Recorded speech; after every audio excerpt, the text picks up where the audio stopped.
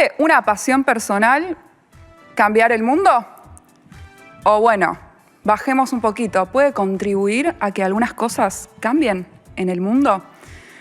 ¿Cómo se contagia lo que a una le apasiona, el cariño que una tiene por lo que tiene cariño?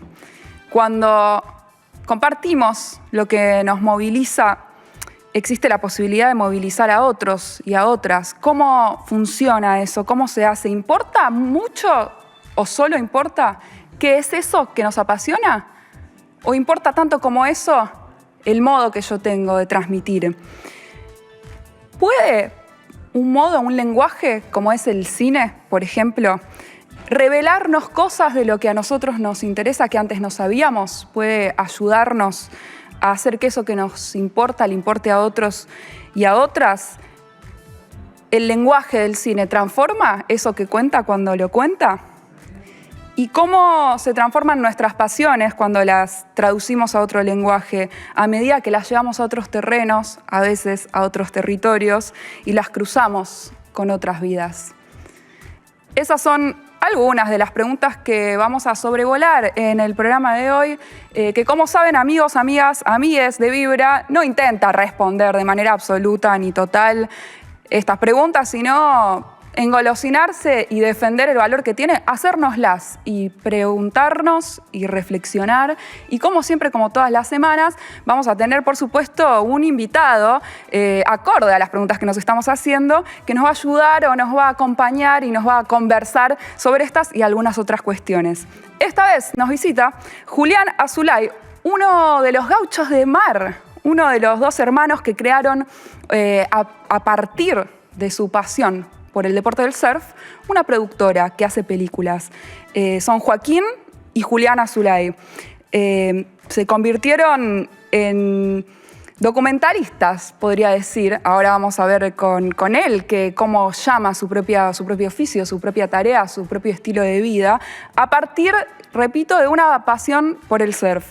Ellos crecieron en una familia muy marcada por las olas, porque su papá fue uno de los pioneros del surf en la Argentina en los años 60, que según dicen hasta hoy, teniendo creo que más de 80 años, sigue surfeando con su madre. Es decir, una familia de surfers. Esa herencia los llevó a tomar una decisión que cambió sus vidas. Esto fue en el 2010, que compraron una camioneta, compraron una Handycam, una cámara para filmar así en mano, y partieron desde California de regreso a la Argentina, acampando y surfeando por toda la costa del continente. Y ese viaje, que, atención, porque fueron más de 30.000 kilómetros y les llevó más de 400 días, fue el inicio de otro viaje que podríamos decir es el viaje de sus vidas, porque con el material que filmaron ahí, crearon su primer documental y así nació la productora Gauchos de Mar. Y desde entonces llevan más de 14 años recorriendo diferentes lugares del mundo, filmando, conociendo personas y contando historias que mezclan una búsqueda, entiendo, típica del ámbito del surf, de olas perfectas para surfear, que no son cualquier ola, entiendo, hasta ahora, mezclan eso con mensajes que tienen que ver con la conservación del medio ambiente y con la conciencia de lo que necesita y lo que demanda nuestra tierra. Así filmaron un montón de documentales. Tiene Tierra de Patagones, African Territory, Península Mitre y ahora, este año, acaban de estrenar Antártida Dominio 1. Estas películas fueron, por su singularidad y por la calidad con la que están realizadas, premiadas en un montón de festivales, más de 65 festivales internacionales, pero más importante aún, creo, lograron tener impacto en el mundo real. En particular, Península Mitre ayudó a que la península fuese finalmente protegida como un área natural. Creo, y ahora lo conversaremos, que lo que hace muy especial a Gauchos del Mar no es solamente que son unos aventureros totales, que lo son, que surfean en lugares para cualquiera de nosotros bastante inhóspitos, sino que también tienen una capacidad muy grande de inspirar a través del cine, de colectivizar una preocupación por el medio ambiente y de sugerir que una gran ola, y acá pueden hacer la metáfora con cualquiera que sea su propio sueño, ¿no? Pero una gran ola también puede ser un llamado a compartir preocupaciones y a poner manos a la obra. En instantes hablamos un poquito con Julián, pero antes veamos de qué se trata su última película, Antártida Dominio 1, con el tráiler que se ve así. La Antártida es el único lugar del mundo que nos pertenece a todos. Y por eso, todos nosotros somos responsables de lo que suceda con ella. First time for you on a sailing boat? Yeah, my first time. Vamos a la Antártida para ayudar a que Dominio 1 se convierta en área marina protegida y para surfear las olas más australes del planeta.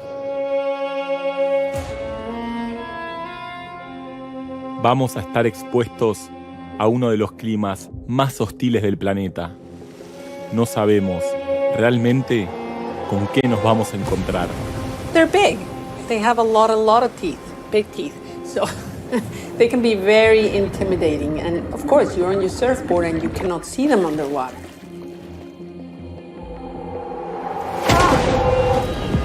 Si algo sale mal, allá nadie va a poder asistirnos.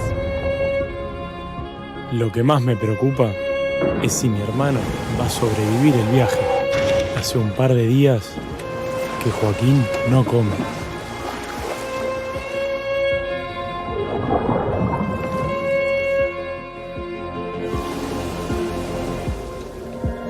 Lo que sí pudimos ver es cómo el hielo marino se descongela y los glaciares colapsan.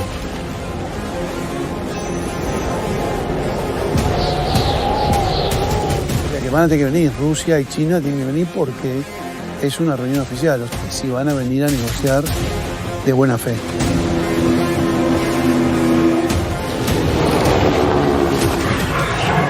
Toda la fauna depende del krill antártico.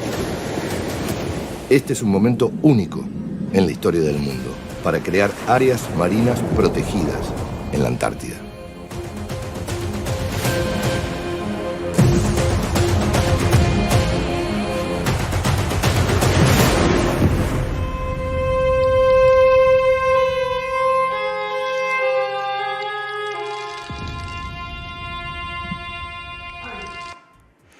Hola Julián Azulay, ¿cómo estás? Hola Irene, muchas gracias por recibirme. Por favor, gracias por venir. Después de tantas décadas de surfear, ¿qué es lo que te sigue llevando a pararte en una tabla? Sí, esa sensación de estar conectado ahí con la naturaleza más que todo, de tener también tu tiempo. Hoy en día uno va creciendo y cada vez tiene menos tiempo, va creciendo la familia y cada vez hay menos tiempo, y cuando estás en el agua también es como tu momento, ¿no? Tu momento de conectar con la naturaleza, con el mar, y también de poder tener esa sensación de deslizarte sobre las olas que es muy, muy difícil de explicar también, ¿no? Y sí, siento que me cuesta mucho siquiera imaginarla. Vos y tu hermano son, a una fe de ratas, gauchos del mar. Así es. El mar. Como comentaba un poquito recién, terminaron combinando ser surfistas, ser documentalistas y también ser activistas de alguna forma. ¿Cómo fue que se fueron uniendo esas piezas? Y bueno, todo comenzó cuando en 2010 nosotros teníamos 22 y 23 años, éramos jóvenes. Sí. Y arrancó como con un sueño de salir a surfear el continente americano. Compramos una camioneta, como bien contabas vos, y bajamos manejando hasta Argentina. Lo filmamos porque dijimos, esto al menos va a quedar para nuestros nietos el día que tengamos familia, ¿no? Y proyecto a proyecto fue evolucionando y terminamos por ahí un punto de inflexión donde fue Península Mitre, donde pudimos ayudar a la creación del área natural protegida Península Mitre en la punta de Tierra del Fuego. Y ahí como que nos fuimos dando cuenta que los documentales realmente podían ayudar a hacer un cambio, ¿no? Porque salimos a buscar una ola perdida en el lugar que nadie va a buscar una ola en Península Mitre porque tampoco hay tantas. Y es un lugar que tienes que valerte por tus propios medios durante casi 2 meses. Entonces no es tan sencillo llegar. Entiendo que ustedes tuvieron que hacer bastante gestión también para llegar. Y te hago una pregunta, porque esto, para quienes no conocemos mucho el mundo del surf, es una cosa que yo descubrí y me la pregunté por primera vez ahora. que es que, bueno, no es que vos vas ahí y siempre va a haber una ola que vos necesitas o que vos quisieras surfear. ¿Cómo es eso? ¿Se calcula? ¿Se especula? Es como el pronóstico del tiempo. Va a llover el fin de semana y hoy en día sabés que va a llover el fin de semana. Con las olas es muy parecido. Sabés que vienen las marejadas y que van a haber 2, 3 días de olas. Entonces te organizás y tratás de buscar un lugar donde esté bien orientado para que esa tormenta le pegue de la mejor manera posible. Desde la dirección del oleaje, la dirección de los vientos, el tamaño de las olas, la altura de las mareas. Digamos, hay un montón de variables que no porque vayas cualquier día a esa playa va a estar bueno. Es más, la mayoría de los días va a estar malo.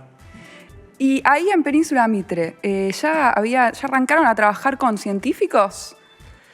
Ahí en Península Mitre, primero hicimos el documental, sabiendo que de toda esta causa que había de la creación del área natural protegida, y después fuimos interiorizándonos más con científicos, con gente que estaba en la legislatura también, gente que ya había trabajado en este proyecto durante 35 años. Pero a través del documental lo que quisimos hacer es darle visibilidad, ¿no? Porque a veces las cosas están caminando, pero si uno no las mueve, es difícil que las personas que realmente tienen que tomar la decisión se activen. Entonces con el documental, que por suerte después pudo estar en Netflix, se levantó un montón de interés, se sumaron ONGs nacionales, internacionales, factores de la política también, y se armó como una especie de un debate y hasta una pelea en cierto momento, que también eso estuvo bueno para que nutriera la causa y generara más interés. Sí, Después de 5 años de la peli y una petición de 165.000 firmantes, el área se terminó declarando área natural protegida y hoy Península Mitre está protegida para siempre.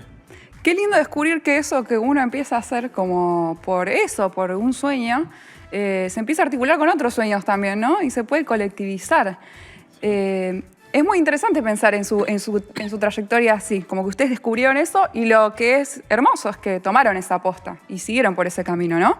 Exacto, tomamos esa aposta y ahora lo estamos intentando replicar en Antártida, que bueno, Antártida es un territorio que es de toda la humanidad, por lo cual es bastante más ambiciosa la causa, ¿no? Porque el otro era provincial casi, también nacional, pero dentro de Argentina.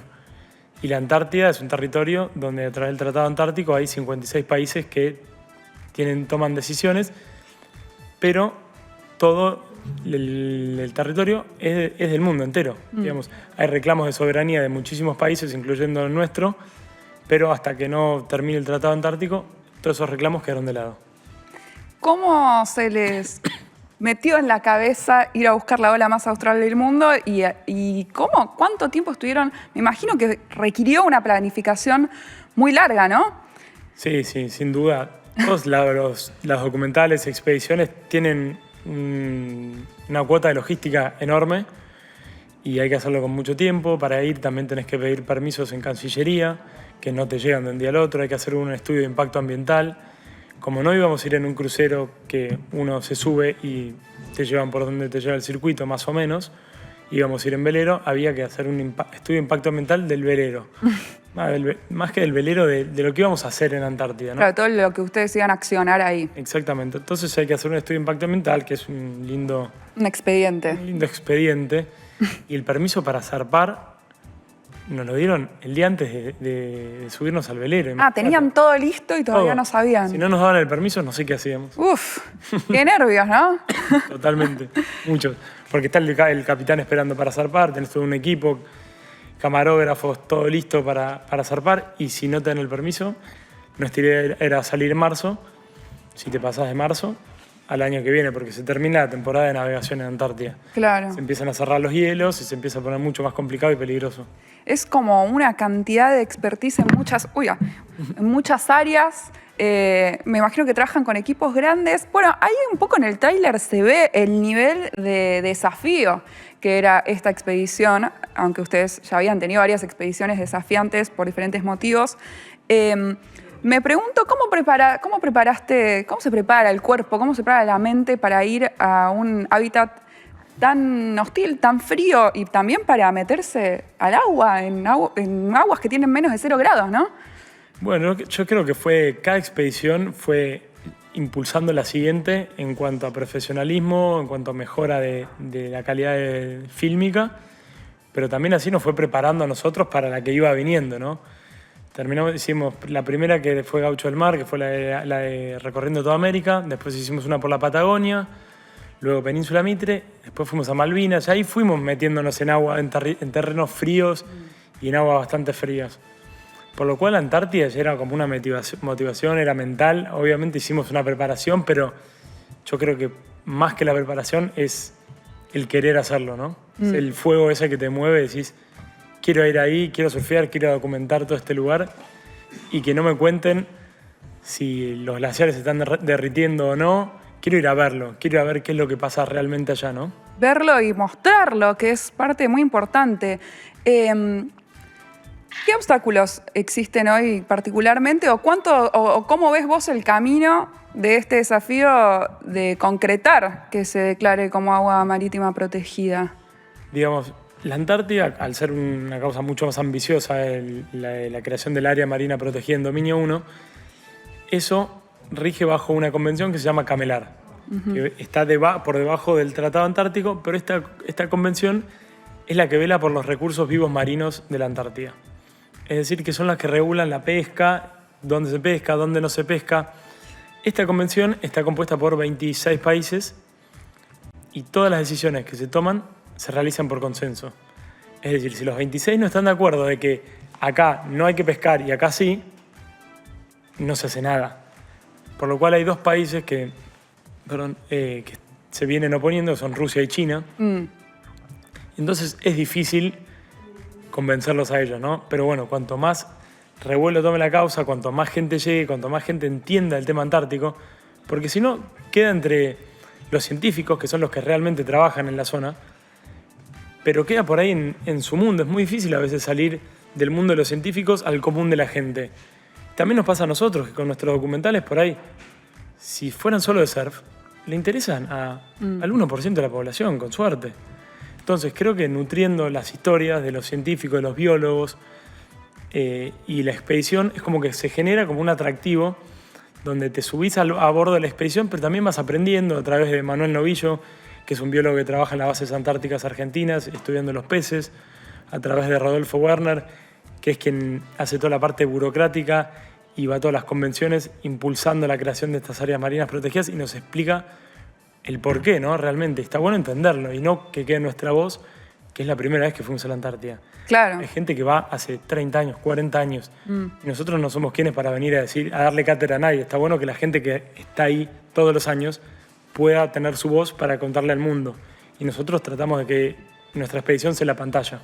Claro, como es interesante como plataforma. Imagino que también ustedes aprenden un montón en el trayecto, ¿no? Muchísimo. Antes no sabíamos ni que la Antártida pertenecía a todo el mundo, ni que había, que había una convención que velaba por los recursos. No tenemos ni idea de los peces que habitan ahí, ni cómo funciona. Y gracias a interiorizarnos en este tema ya podemos sentarnos y hablar un poco sin expertise, pero por lo menos contarle a la gente que no está tan al tanto, ¿no? No, además cuando alguien te habla desde ese lugar es más fácil entrarle a la cuestión y es más fácil también empatizar. Es como una cualidad nuestra de los humanos. Cuando alguien habla nuestro idioma, nos resulta más fácil empatizar. Se veía también, esta es una pregunta, se veía un poco también que hubo mucho desafío y mucha...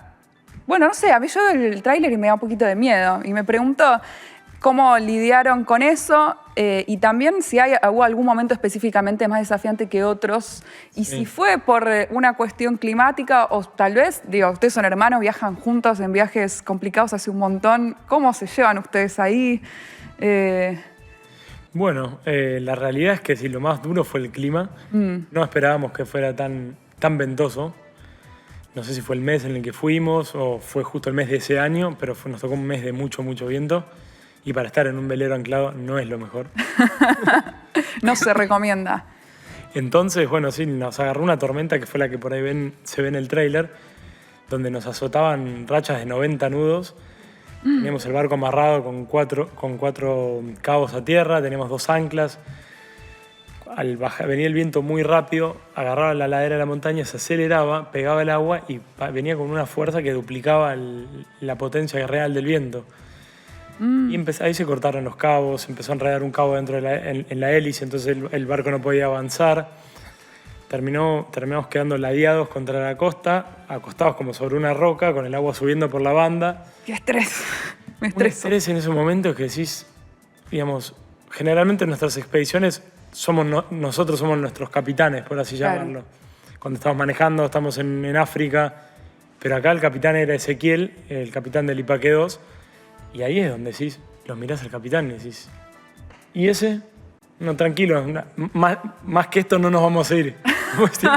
Acá nos encallamos y acá nos quedamos, después vemos cómo salimos. Claro, tenés que confiar, tenés que delegar. Y ahí confías porque te subiste a un velero que no lo conoces. Digamos, hemos hecho expediciones, pero no lo conoces como lo conoce el capitán. Por supuesto, claro. Y entonces ahí confías 100% en lo que él te diga. Ese también es un ejercicio interesante, ¿no? Sí, sí. Tampoco te queda otra, la realidad. Bueno, mencionabas África recién, que es también una mega aventura que... ¿Estuvieron cuánto tiempo viajando por territorio africano? Casi 2 años. Estuvimos filmando territorio africano. Hicimos 2 documentales, 2 largometrajes de casi 2 horas. Y a la vez hicimos una serie para un canal de Brasil con 3 temporadas. Un montón, un montonazo. Tenemos para ver, para que la gente se interiorice un poquito también, un poco el tráiler, creo que de uno de los largometrajes. Bien. Y charlamos un poco de eso. Llegar a lugares donde pocos lo han hecho se convirtió en nuestra motivación para viajar. Por eso la palabra viaje se transformó en expedición. Hace tiempo comenzamos a hablar sobre lo desconocida que es la costa africana. Empezamos a soñar con algún día poder recorrerla y encontrar esas olas perdidas en el anonimato del continente en el que empezó la humanidad. Africa is the cradle of civilization. All civilization comes from Africa. حكم الناس ما ابو شراب الشاي نعرف عن اللي محيدي واللي له وجه النور. اوه لا لا. All this region is war region. Je voulais dire à mes frères africains, européens, de ne qu'à nous aider pour construire la paix. La religion, ça nous pousse à penser on a quelqu'un qui est au-dessus de nous, qui est le bon Dieu. But for now, my mom is so happy because I'm the only female surfer in Sierra Leone. Before the war, there was no surfing. It was the first time in my life to see a person standing on the boom. So like I saw it to be the macho.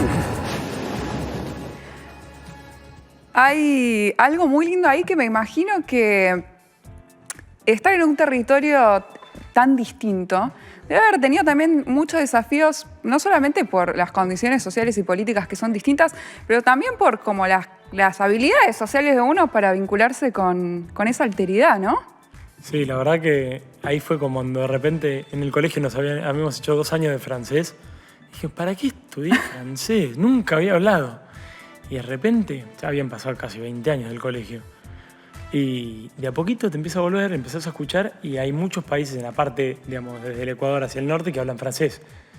Y al segundo o tercer país ya estamos hablando francés como si fuéramos locales, hablando un francés horrible, pero nos podemos comunicar al menos. Claro. Y ahí decís, qué buenas que son las herramientas de los idiomas, ¿no? Uno por ahí no se da cuenta en el momento, pero yo creo que siempre lo digo, hay que tener idiomas. Al final nunca sabes cuándo lo vas a necesitar. Y también algo lindo que se sugiere es, bueno, lo que te puede llegar a acercar es el lenguaje común que es el deporte, ¿no?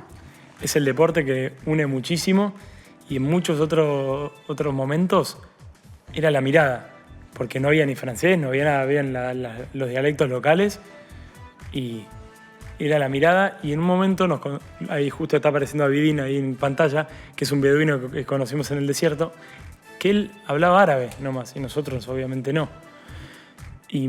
Pero unos mates ahí. Unos mates, compartimos el té, que es el té del Sahara, y uno va grabando, ¿no? Graba, y no sabes ni lo que dice, obviamente, porque está hablando en árabe. Pero después agarramos la filmación y había una señora que hablaba árabe y nos lo tradujo todo. ¡Wow! Entonces, y decía, como por la mirada uno se puede comunicar y puede ver que todos somos iguales Y es muy loco haber visto un año después, por ahí, de que volvimos, empezar a mirar esas imágenes y que el beduino te esté diciendo esto, ¿no? Cuando vos ni te enterás, pero lo estabas sintiendo. Claro, qué lindo, qué loco eso de ver mucho tiempo después, claro, que te estaba diciendo. Bueno, ustedes arrancaron con una handicam y un sueño, podría decirse, Sí. Un sueño de hermanos. Y ahora acaban de estrenar un documental que la voz, la locución la hace Darín y que presentaron en el Teatro Coliseo, en Capital Federal, a sala llena, ¿verdad? Con música del Chango Spasiuk. ¿Qué cambió en el medio para ustedes de su modo de filmar o de su modo de abordar la labor? Creo que el proyecto fue creciendo con su pasito a pasito de manera muy orgánica y a poquito fue tomando un poco más de notoriedad y bueno, también la gente hoy en día creo está muy involucrada con lo que es el cambio climático, con ayudar al medio ambiente, con dejar algo a los que vienen atrás nuestro. Entonces como que hay como una idea más de comunidad, de intentar ayudar, ¿no? Y de subirse a este tipo de causas. Y por eso fue que Ricardo se sumó, que el Chango se sumó también. También se sumó Marcela Klosterboer a presentar la película en el Coliseo. Entonces como que nuestra idea es hacer el documental y tratar de unir la mayor cantidad de factores y de gente que tenga ganas de aportar a la causa y que todos pongamos nuestra voz y nuestro granito de arena para que esto sea una realidad. Como que solos no podemos, ¿no? Por eso se sumó también Rodolfo, Manuel, y de a poco vamos sumando gente que le dé más visibilidad a la causa. Mientras más seamos, siempre va a ser más fácil, ¿no? Hay algo de eso lindo. Sí. En África había un proverbio que decían, si querés ir rápido, anda solo. Si querés ir lejos, anda en conjunto. Qué divino. Y bueno, la presentaron ahí en el Coliseo, pero se viene una gira de la película por diferentes lugares, de la provincia y del país. Sí, ya he estado en el Coliseo, en Mar del Plata, se presentó también el fin de semana pasado en Necochea. El viernes es en Mendoza, después vamos a La Plata, a Ushuaia, a San Isidro y después estamos organizando algunas otras funciones por la provincia de Buenos Aires, posiblemente Córdoba también, así que se van agregando funciones. Luego el documental irá al exterior también en una ronda de festivales, así que bueno, nuestra idea es llevarlo lo más lejos posible. Mencionás Mar del Plata. ¿Ustedes aprendieron a surfear acá en la costa bonaerense? Aprendimos acá, nuestro padre fue el que aprendió acá y después pasamos mucho los veranos, cuando éramos chiquitos íbamos a Brasil, a la costa de Brasil. Terminamos el colegio y nos hacemos 2 semanas de vacaciones y ahí fue como en el momento que arrancamos a surfear realmente y donde también lo conocimos a Jatir, que es nuestro amigo brasilero que mencionábamos antes por ahí, sí, que nos acompañó. Ahí, mira, justo está en pantalla. ¡Qué nos chiquitos! Acompañó en África. Re chiquitos. Claro, arrancaron de pequeños ahí y después, muchos años después, lo convocaron para ese documental. ¿Y viajaron con él? Sí, viajamos con él. Él vino los primeros 3 meses, después se tuvo que volver por temas de trabajo y familia.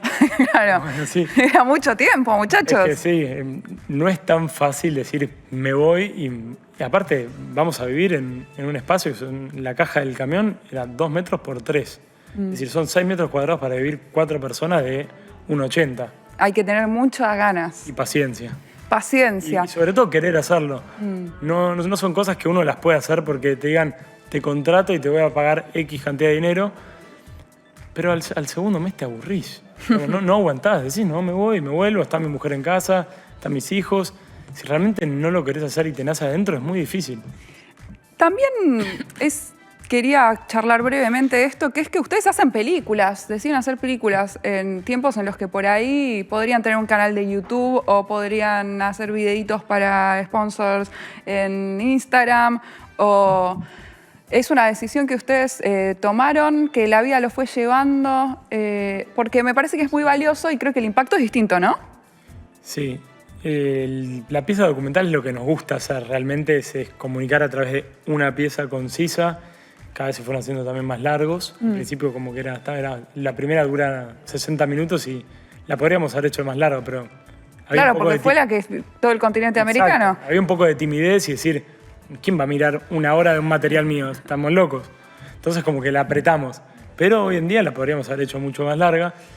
Y tampoco una cosa quita la otra, porque para para hacer todos estos proyectos contamos con un montón de sponsors, también de ONGs que se suman más que todo en los proyectos de cuidado del medio ambiente, y hacemos clips para los sponsors, hacemos fotos, hacemos revistas, hacemos notas, hacemos como un abanico enorme, hacemos series de televisión, es como que del documental hasta el video de YouTube se desprende un abanico gigante y tratamos de pasar por todo. Pero bueno, esto se nota, creo, en algo de la calidad de lo que hacen, que a ustedes les interesa producir piezas y piezas coherentes con equipos profesionales, que me imagino que también tendrán para contar de cómo es convivir con el equipo y cómo lo arman, porque requieren, qué sé yo, un sonidista, un guionista. Sí, nuestro equipo se fue armando con los años y estamos siempre, cada vez vamos sumando una piecita más. Y la verdad que es un equipo que da un placer enorme poder trabajar. Tenemos a guionista Diego Fió, que es un fenómeno, también trabajó en la serie de Fito. Pues Leandro Ferrer, que es el montajista, que también es una responsabilidad enorme porque nosotros a veces llegamos con un choclo de material y digo, lean. Claro, acá tenés 300.000 horas de... Y también es difícil para él y para nosotros también poder delegar, ¿no? Porque no es fácil es como que traes a tu hijito y que te lo vistan, más o menos. No es fácil. Es como que con Lean es siempre un ida y vuelta muy lindo, que está bárbaro, y es aprender también a que uno proponga y el otro también modifique, y bueno, es una ida y vuelta que está muy piola. Después tenemos a Pablo, que trabaja con la gráfica, que es un maestro. Con la parte de sonido la hacemos con Emiliano, que es otro genio también. Y esto es un equipo que tiene ganas de trabajar y se motiva, ¿no? Entonces como que da mucho gusto poder hacerlo. Y así es como se pueden llevar adelante los proyectos que son causas también a la vez.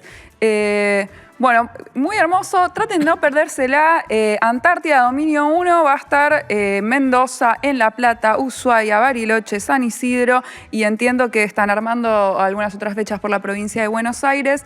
No se pierdan la oportunidad de ir a verla porque también es una experiencia para ver en pantalla grande. Creo que se aprecia mucho más, para sentir un poquito de frío antártico. Sí, sin duda es mucho más envolvente verlo en pantalla grande, con buen sonido. Te mete más, viene la tormenta y te sentís que estás dentro de la tormenta. Y ahí agárrate, última pregunta y nos vamos con un pequeño recordatorio de cuáles son las fechas que van a tener, cuáles son las fechas de proyección. ¿Planeas seguir surfeando hasta los 80 y pico como tu padre? Esperemos que sí, es la idea por lo menos. Después el tiempo dirá, ¿no? Bueno, muy hermoso. Muchas gracias por compartir su sueño, el sueño de vos y de tu hermano. Y nos vemos por ahí en las salas de cine.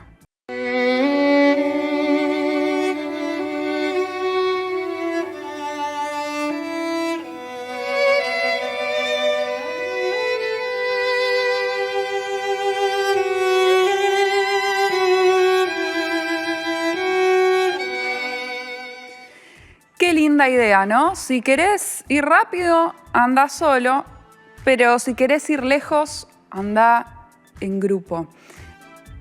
El cine es, por definición, una expresión, un lenguaje artístico que se puede realizar solamente en colectivo, en grupo. Sería muy difícil hacer una película uno solo y solo contra el mundo.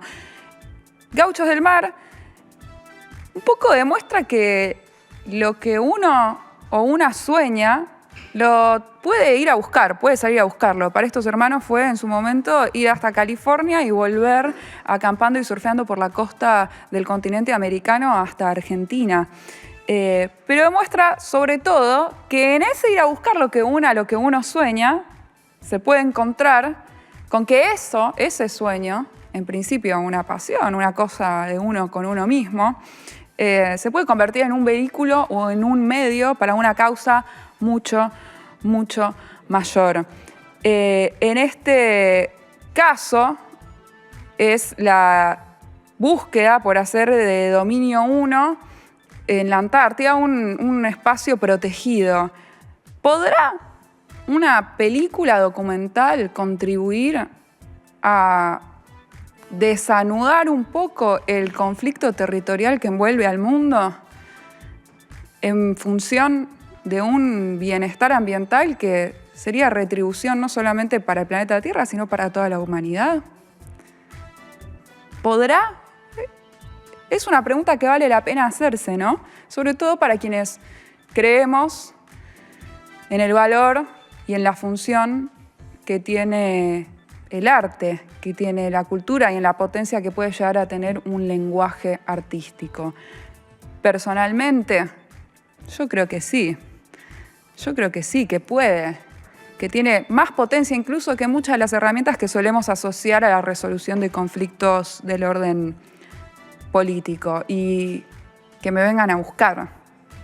Pero no todavía, porque primero tengo algo para compartir con ustedes. Voy a presentarles a un artista emergente de la provincia de Buenos Aires, en este caso de la ciudad de La Plata.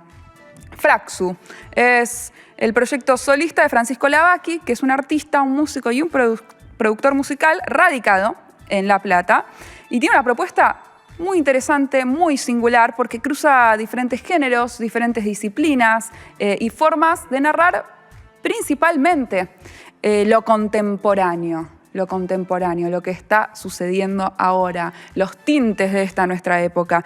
Y logra cruzar, la verdad, cosas bastante emocionales con un lenguaje muy performático. Y este año, Fraxu, el nombre del proyecto, lanzó un disco que se llama La Comedia La Comedia del Horror Latino. La pueden escuchar en todas las plataformas digitales. Y es una obra que grabó en sesiones en vivo junto con una gran banda y que presenta en vivo con 6 músicos y performers. O sea, gente que está sobre el escenario y que transforma el show de Fraxu en una experiencia muy interesante, que es sonora, pero también es escénica, también es teatral. Entre el 2021 y el 2025, o sea, este año, recorrió un montón de salas de La Plata, de Capital Federal y del Mar del Plata, de ciudades del interior del país, tocando con un montón de artistas, algunos bastante reconocidos como Daniel Melero y la banda Turf. Y podemos decir, y ahora lo vamos a ver, ahorita van a ver a qué me refiero, que su show no es solamente ir a escuchar una música que nos habla de lo que vivimos, de lo contemporáneo, sino que también es una experiencia escénica con un trabajo visual muy fuerte y con mucha conexión con el público. Así que fíjense un poquito de qué estamos hablando. Acá tenemos Fraxu de la ciudad de La Plata.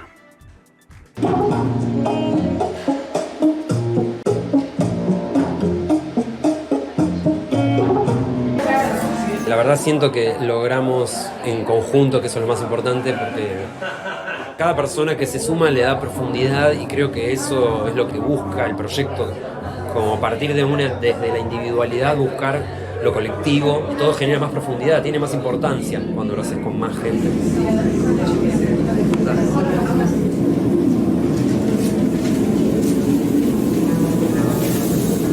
En la comedia del horror latino. Ahora lo entiendo, saliendo el sol, seguimos acá. Qué rico el tiempo, cuando es así que no nos importa.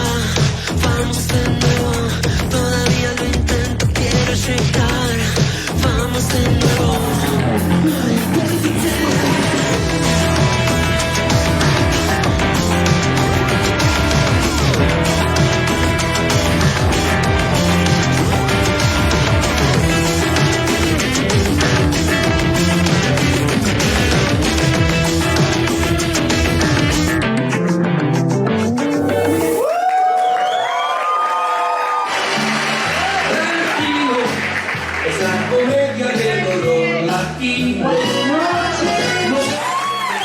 La comedia del horror latino tiene sangre, tiene cuerpo humano, tiene transpiración, tiene mugre, tiene asfalto y bueno, tiene alegrías, tiene la comedia como herramienta, como arma y tiene el horror como algo cotidiano.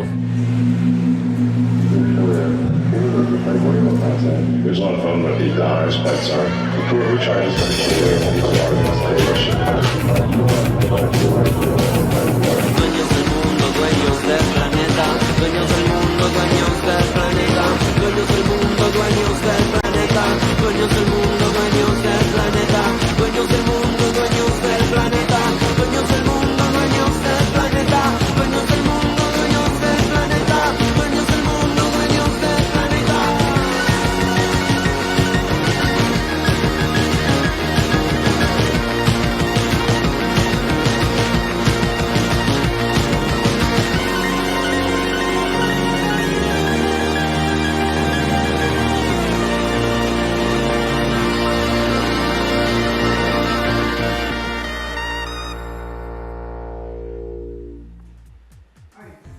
Eso es Fraxu, un proyecto con canciones que de verdad te pueden hacer conectar con tus emociones a la vez que estás acá al lado del resto de la gente y no en un escapismo vil. Podés ir a ver a Fraxu el sábado 6 de septiembre en Ciudad de Gatos, Ciudad de La Plata, jueves 18 de septiembre gratis, en este caso en Bocanada, Ciudad de La Plata, viernes 17 de octubre hacen una presentación del disco con la banda completa en Capital Federal, en Salón Pueyrredón, junto a la banda del Caos. Y con ese planazo, amigos, amigas, amigues del pueblo, de Vibra, yo me despido y será hasta la semana que viene.